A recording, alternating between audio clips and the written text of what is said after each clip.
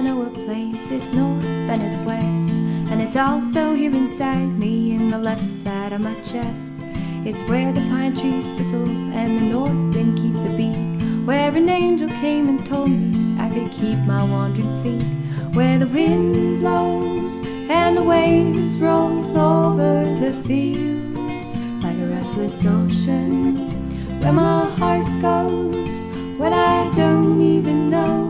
But the wind blows, and when the wind blows, I wanna sail over the rolling hills.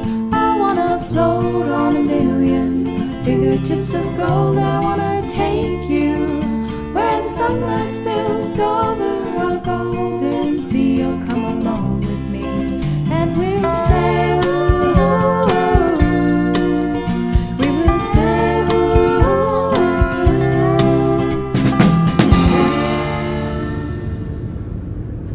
After a day north on the Spokane side, it was time to head south.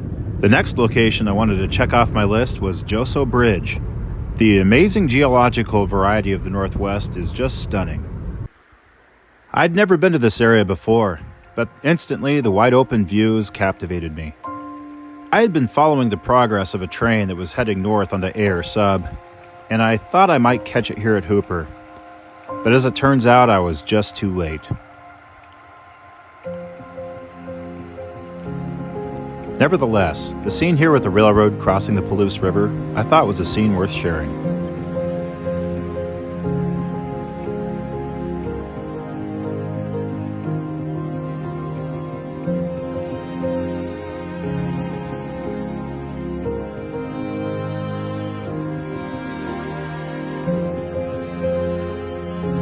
Worn from travel and darkness quickly setting in, it was time for me to head to the camping site at JOSO.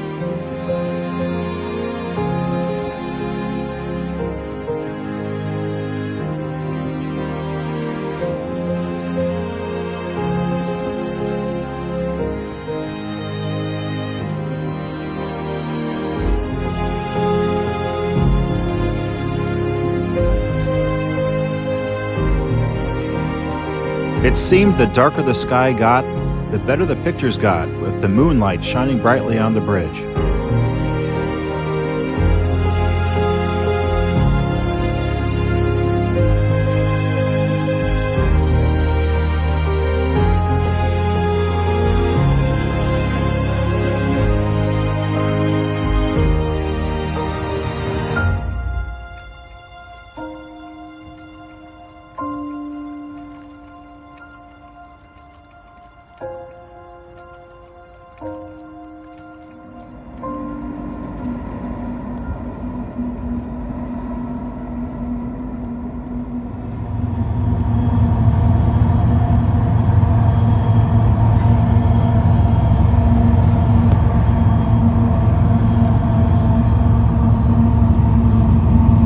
The old friend I saw crossing the border into the United States had made it here. With video out of the question, I had to make do with photos. Also, I made sure to use the audio from some video I took.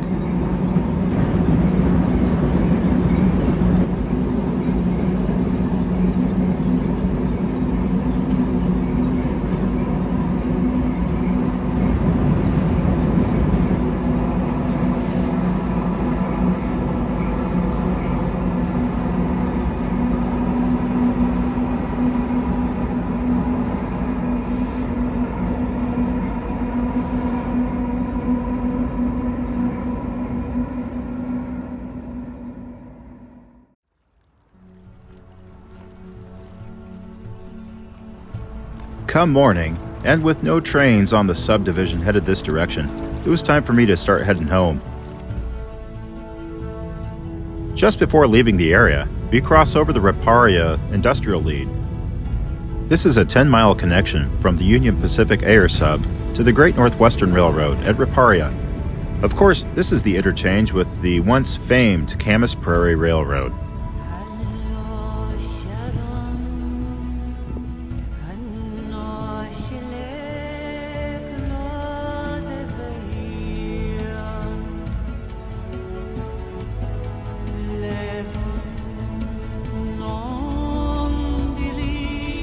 Here are the current instructions on the Union Pacific Riparia Industrial Lead timetable.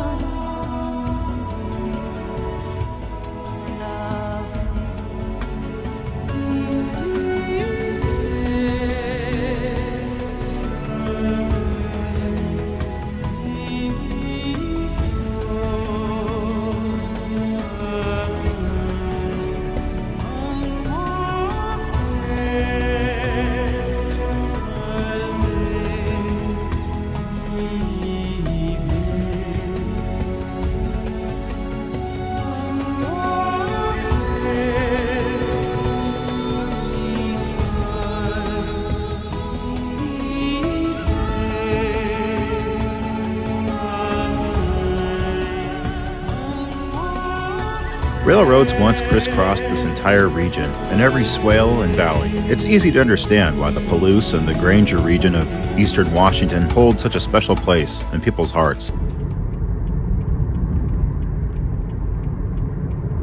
Turn right onto the US 395 South Rim. I headed out down Interstate 5. My money was all spent, but I felt so alive. I was chasing down a dream, like you always taught me to. But the evergreens and caffeine still remind me of you.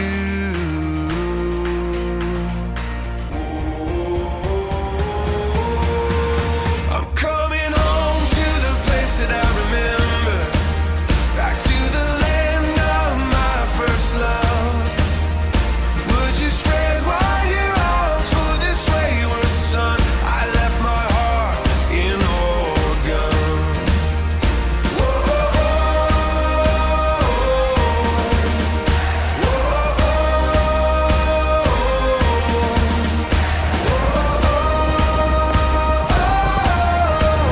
I left my heart in Oregon.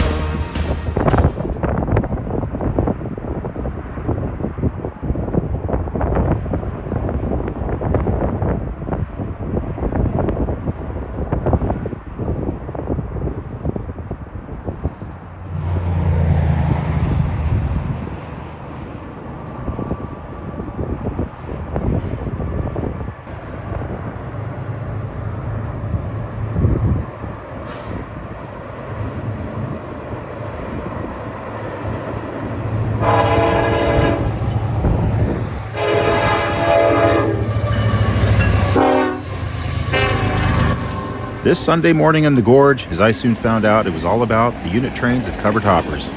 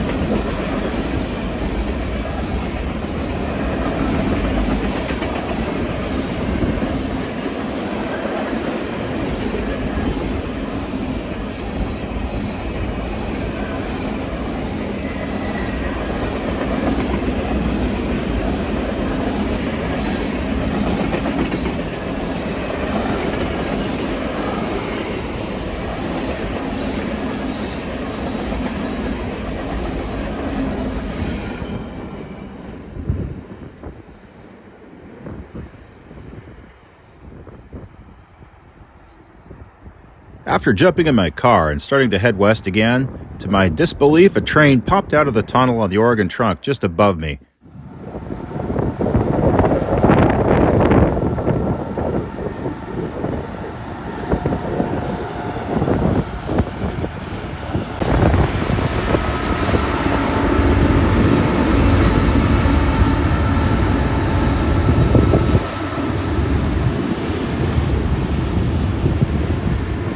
Needless to say, I don't think I've ever parked so fast in my life.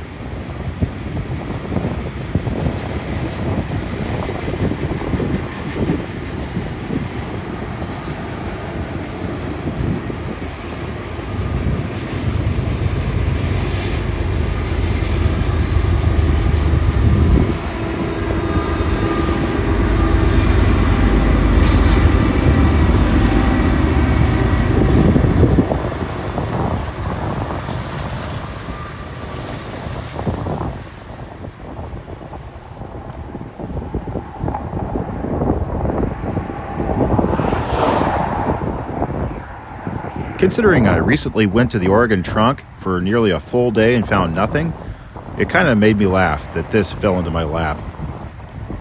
Sometimes you just never know what you're going to find. But I've found in general, luck follows when you go.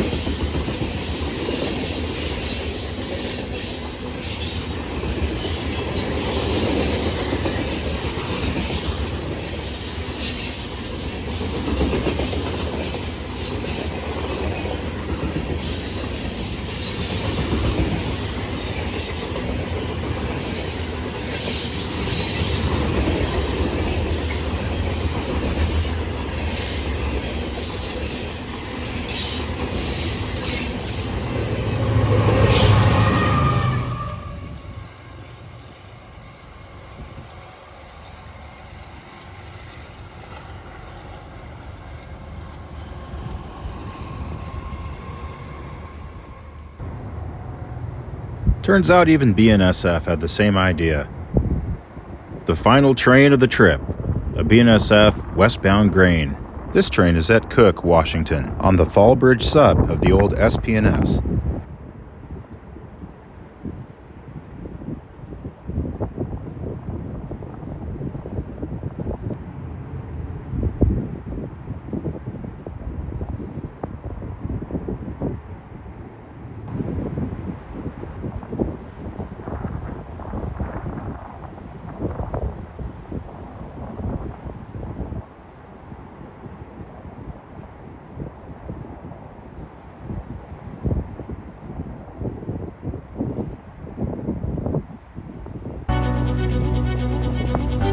From Oregon to Montana, we've seen a whole lot on this trip and covered a lot of territory. I'm glad you came along, and I'm going to wish you and yours a happy summer. This is Pacific Rail Productions, out.